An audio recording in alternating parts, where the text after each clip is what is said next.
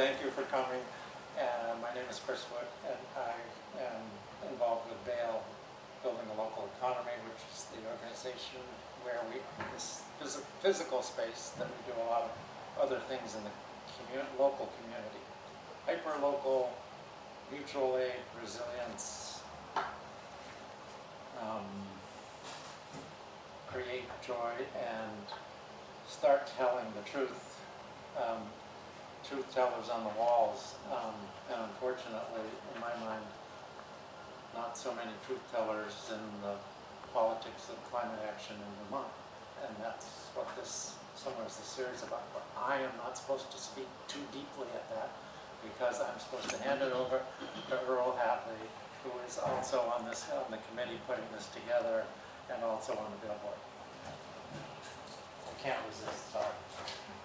That's okay. I might forget.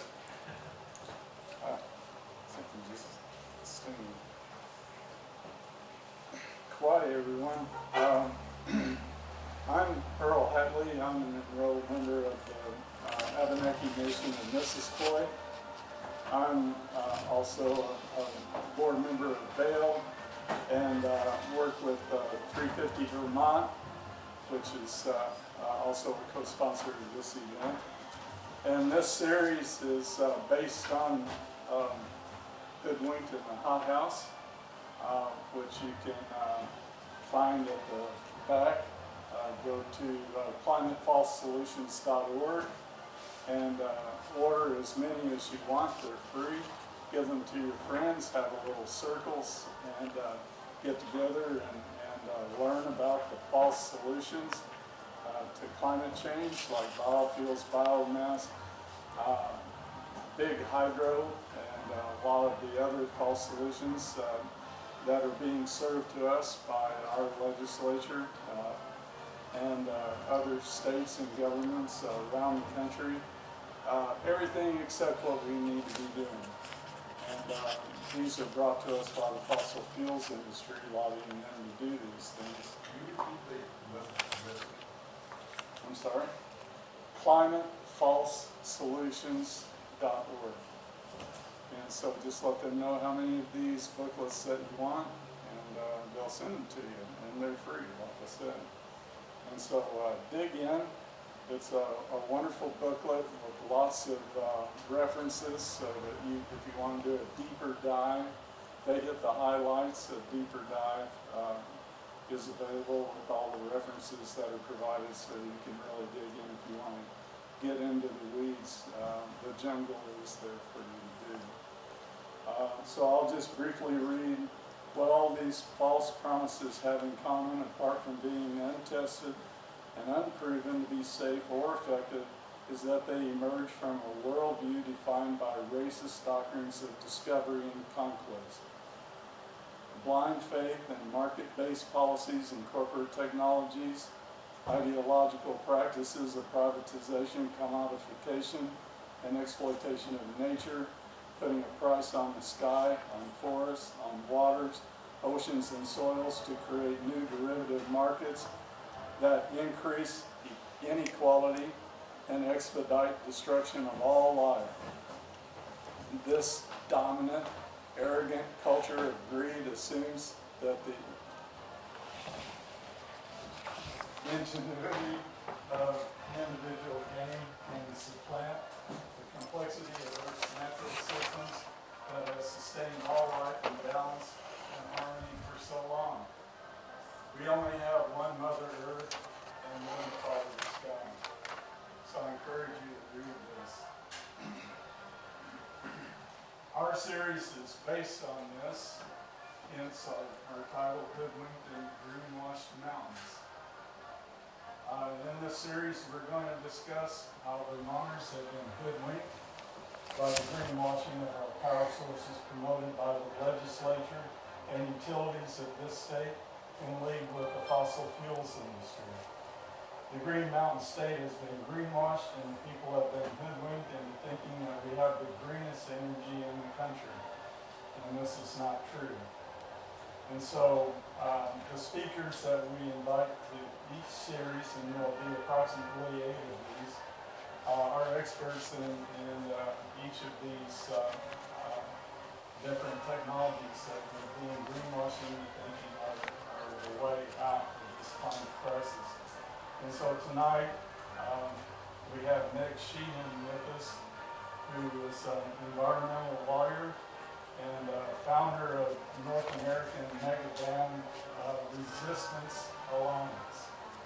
And she's going to talk about hydroelectricity, a false solution to the climate crisis, and the rights of rivers. Why should we be freeing our rivers?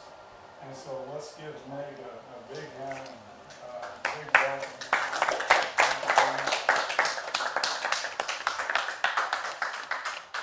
Okay. Just put this over here for now. Thank you so much for having me. I'm really honored to be here. I'm actually only a co-founder of the North American Mega Dam Resistance Alliance. There are many people who put that alliance together, and I kind of came in after it had been around for a couple of years and acted as a volunteer coordinator. There were a number of people in Vermont who actually founded that, Steve Crowley and others who have been involved with the Sierra Club. So I was able to get involved when I found out, well, I've been an environmental lawyer my entire career, public interest environmental law, and I was working on helping to shut down the nuclear power plant in my hometown of Plymouth, Massachusetts. And lo and behold, we're making some progress there, but the next great idea that came along was putting a subsea cable from Atlantic Canada down to Plymouth to land on the shores of Cape Cod Bay where the nuke was, to bring this clean energy from Muskrat Falls in Canada. And some of us who had been working on removing dams in Massachusetts for many years, including dams on, for example, the Jones River, the longest river flowing into Cape Cod Bay, were like, wait a minute, this doesn't make sense. How can this be clean? So we did some homework, and at that time, the resistance to the Muskrat Falls Dam in Labrador was, very fledgling and getting off the ground. The Innu had agreed with the government to let this dam go ahead. It would be the second dam on the Churchill River, and as it turns out, Earl and I have a very good friend who was a river keeper on that dam, who I ended up being friendly with and doing tours around and coming and talking here in the States about the damage that's been caused and being caused by Canadian hydro imports. And as he mentioned, Vermont gets a large percent of its clean electricity from these mega dams. I was actually the co-author of the chapter here in the book, along with Annie Wilson, who is herself Indigenous from Canada, and her home town was actually flooded by one of the first dams that was built up in Canada. So there are a bunch of books in the back. Order more if you need them, but they're back there. And so I will talk about kind of the background of how these dams came to be, and going forward, what are some of the plans, what's on the horizon, what's happening now with the import corridors across New England. But I thought first I'd play a short video that kind of gives a little overview.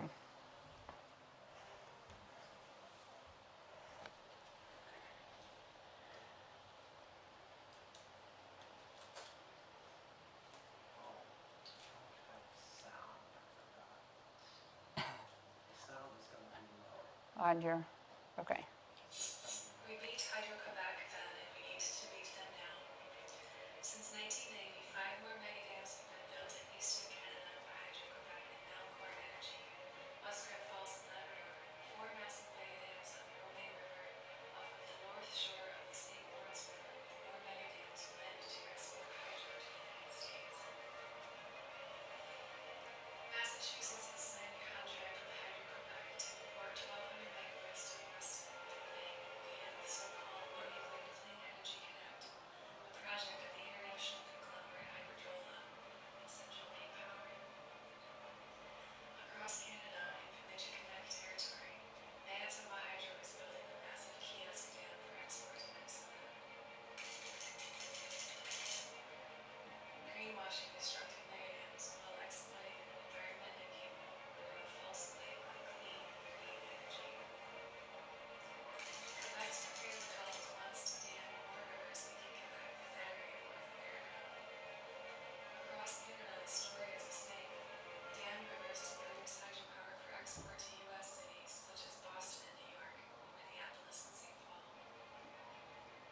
large dams are in fact dirty energy. It is an economic and environmental disaster. Protecting and restoring rivers should be part of every country's climate action plan. Get involved. Join the effort to reject Canadian hydropower. Keep hydro out of the Greenview deal and out of your state, city, or town climate action. Help us stop the corridors. Join the fight in Lake and Communities corridor. And tell Governor Cuomo and Mayor de Blasio of New York City to cancel CHPE.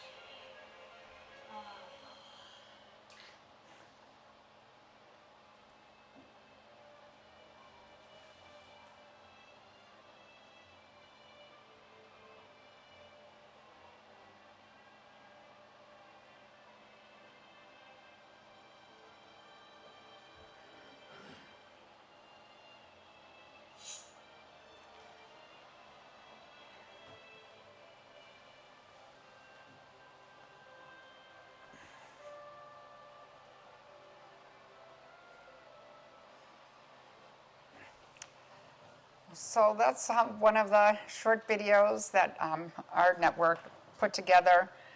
There are more on our YouTube channel, North American Mega Dam Resistance Alliance YouTube, with different presentations and webinars that we've done over the years if you'd like to learn more. Our website is in a state of flux. However, we are joined together with Save the World's Rivers, that's savetheworldsrivers.org, and they're a global group. They're based in Colorado, working on some of the the dams out there. So if you want to find out more, you can go to that website too.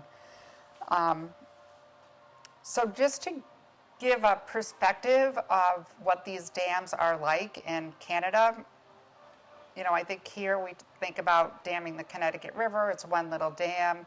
What has actually happened there over the last, say, 100 years has been really almost hard to comprehend. So in Canada, the rivers and water and the right to dam the rivers belongs to the government. So each province has its own state-owned monopoly that can dike, dam, and divert as much water as it wants in order to create this electricity.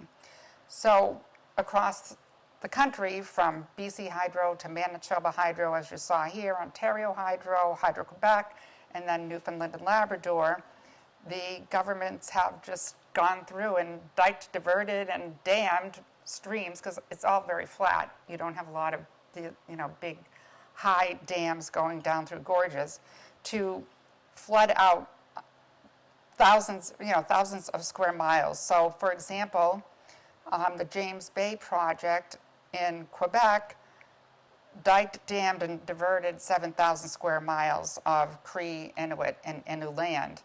And I'd recommend a great book, Strangers Devour the Land by Boyce Richardson. It was written kind of in our lifetime, and I can say this to this room, about his experience in the 1970s when the Indigenous people were actually still living their traditional seasonal lifestyles in their encampments and whatnot, and what it was like to go there and live among them, and then to watch what happened as Hydro-Quebec came through and surveyed all of these lands and figured out what they were going to dam and dike and divert, and then of course displace the Indigenous people and completely disrupt their lifestyles and their traditional way of life. And I'm sure Earl too knows people who actually were evicted from their lands or who grew up with their grandparents living out in the bush in Manitoba or Quebec or other parts of the country, and who have then been forced, of course, onto reservoirs, so have reservations. So it's really fascinating to see that, and it's part of the cultural genocide that people talk about with Canadian Hydro and that whole process. And it's really devastating to see, and as we learn more about Indigenous rights, and it's more in the mainstream these days, there is more awareness about it. One of the impacts of the mega dams, which I'll talk a little bit about, the actual impacts on the rivers, but as explained in the book, the impact on Indigenous people includes the poisoning of their traditional foods, such as walrus and seals and fish, etc., by methylmercury, which is created when the mercury that is bound up in soils and carbon products such as trees, when the reservoirs and the dams flood these large, vast areas, not only when they initially dam to create the reservoir, but as the rivers rise and fall, every year seasonally, methyl mercury bioaccumulates in the food chain, and then it enters into the fish that people eat. And so a Harvard study in late, I think maybe 2018 or so, showed that the new dams that were being planned in Quebec, Canada, would expose something like 90% of the indigenous people who are living off the land in Quebec, I believe it was, in parts of Labrador, to excessive levels of methyl mercury.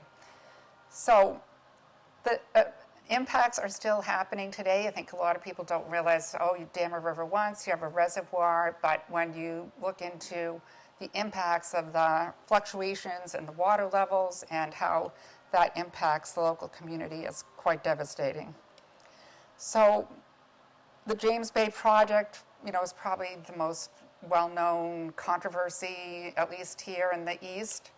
And the second phase of the James Bay project was supposed to go ahead in the late 1980s, and I think that's how this North American Megadam Resistance Alliance kind of first got formed, maybe not in that name, but there was an effort by the Cree community in Canada to educate the U.S. public about where their power was going to be coming from. And they built the Odiak, which is in a museum in New York somewhere, I believe, a traditional Cree boat, and they paddled all the way from James Bay down to New York City. And there was that band, the Jam. And they also went to Boston and paddled on the Charles River and raised a lot of awareness at the time, and they were able to stop the second phase of the James Bay project, at least in the way that it was proposed by the government. So that was a really historic moment, and we did an Earth Day webinar on I think it must have been the 30th anniversary of the journey of the Odiak. That's on our YouTube channel. But I feel like since then, it kind of slipped everyone's mind what this was all about. And in the meantime, the Labrador and Newfoundland government went ahead with plans to put a second and third dam on the Churchill River. The first big dam was on the river, and it is under contract between Newfoundland and Quebec to sell all the power from that dam to Quebec and to the United States, obviously. There are two more. This Muskrat Falls Dam has been built. That's the one I mentioned that I met Roberta and the riverkeeper as a result of. But now the Gull Island Dam, which would be the third dam on the Churchill River, is being proposed. And of course, all of these are for export to the U.S. So as this video mentioned, the government in Canada sees themselves as the clean energy battery of the United States, and we have all this hydro. At one point, they made promises that there would be no more dams built in Quebec and Labrador, but now with the effort and the push to electrify everything and more calls for clean energy, the dams are back on the table. And recently, Premier Legault from Quebec was musing about, wouldn't it be great to have more dams, and they're actually looking around, from what I understand, for more dams in Quebec province to dam, as well as to try to move ahead with the Gull Island Dam, which is vehemently opposed by the Innu, who made a deal with the government about Muskrat Falls and now really resent that because of the cost of the dam, these huge dams, and it's true all over the world. They're just exorbitantly expensive, always over budget. And in the case of the Canadian dams in Newfoundland and Labrador, as well as in British Columbia, Site C on the Peace River, the cost overruns are borne by the local province while they're selling the energy here to the United States under different contracts. So the impacts of dams and damming rivers and the disruption of ecosystems and fish passage, et cetera, probably well known to most people, and that's why we're removing dams here. So these big dams have, even worse impacts. 2/3 of the world's rivers, 2/3 of the world's clean energy is provided, so-called clean energy, is provided by hydropower. There are very few rivers that are still free-flowing in the world, and there's a big movement in Eastern Europe in particular to stop damming of more rivers, like free the world's rivers. And only 1/3 of the world's rivers are free-flowing, and very few of them still maintain their connection from their headwaters to the ocean. And in the northern Atlantic in particular, there's been a book that came out and a lot of concern about the fact that holding back the water behind the dams, of course, heats it up so that it doesn't have that natural flow, and that when it's released downstream, it's releasing warmer water into the ocean and heating up the ocean and having negative effects that way. So those are some of the impacts that we see. There's also been more of a push to figure out the real greenhouse gas impacts of dams. They're often promoted as emission-free, or zero emissions, et cetera. And as I like to say, well, it's called renewable energy, but it's not renewable just because the rain keeps falling from the sky. The rivers aren't renewable, the communities aren't renewable, the ecosystems aren't renewable. And in fact, the greenhouse gas emissions are such that in some cases, per megawatt, a megawatt of hydroelectricity can be dirtier than fossil fuels. And for a long time, this was not taken into account in any of the UN climate plans or, say, state carbon accounting. I know Massachusetts does not count any of the emissions from the Canadian hydro dams in its greenhouse gas inventory. But the UN has recently included greenhouse gas emissions from the U.S. hydropower plants in the U.S. greenhouse gas accounting for the different COP and UN reports. So EPA has started reporting those emissions to the UN. That's an acknowledgement that there actually are greenhouse gas emissions. And there are also a number of studies that have come out about the greenhouse gas emissions from reservoirs and from the lowering and raising of the rivers. And the Save the World's Rivers organization that I mentioned, they recently got a grant from Patagonia to develop a new model. It's on their website. You can go there and find out more about that. It's called the All World Res Model, and it will look at all these reservoirs in the United States and figure out what are the greenhouse gas emissions from hydro. So they're not zero. And I think maybe this is one of the things that Vermont would want to look at, and certainly other states need to too, is if you're getting this renewable power from rivers, what is the actual greenhouse gas footprint of that?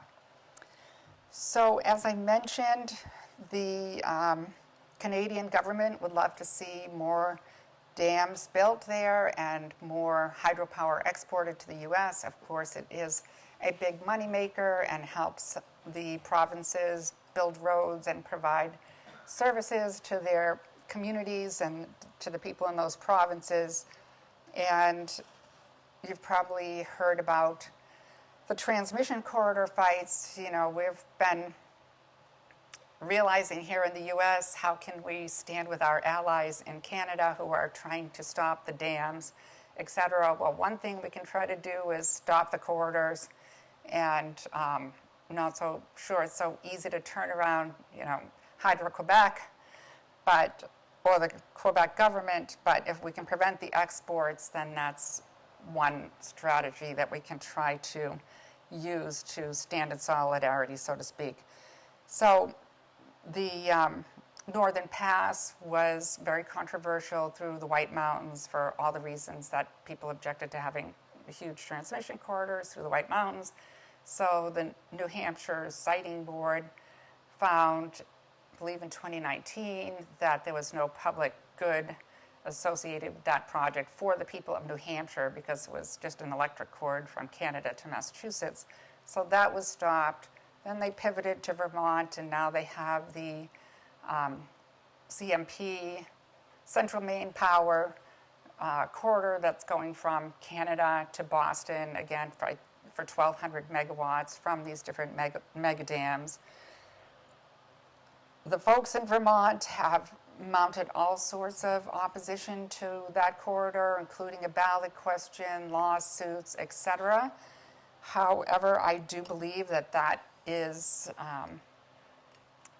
those efforts were not successful, even though it was, wildly unpopular at the ballot box. But a judge, I believe, ruled that the ballot question itself was unconstitutional, and so the project is going ahead.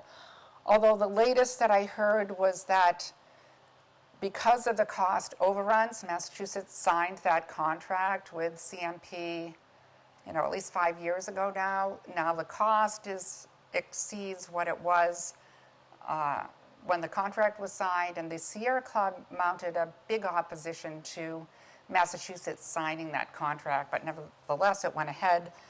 And so now they have to go back to the legislature and I think to the Public Utilities Board in Massachusetts to redo that contract. So that's an opportunity for Massachusetts to try to stop the corridor. I'm not sure there's much political will for that, frankly, in Massachusetts at this point. But there's also been a recent proposal by Governor Sununu for the Twin States Hydro Corridor to go through Vermont and New Hampshire to end up somewhere, I'm not exactly sure, but that's been talked about very recently in the newspaper. And then, of course, you have the Champlain Hudson Power Express, which is a project pretty much funded by Blackstone Energy Investment Partners. And that would take Canadian Hydro from Quebec through upstate New York and then going under Lake Champlain, I believe, and under the Hudson River with horizontal drilling through areas where there are PCBs and sturgeon habitat. Center for Biological Diversity has gotten involved, the Riverkeeper, etc. But